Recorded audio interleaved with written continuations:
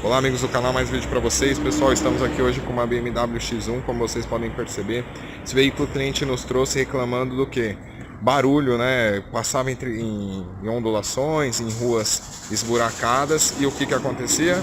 Muito barulho desse lado direito. Fizemos uma análise da parte de amortecedor desse carro, molas, tudo. Porém, pessoal, olha aqui onde está o problema.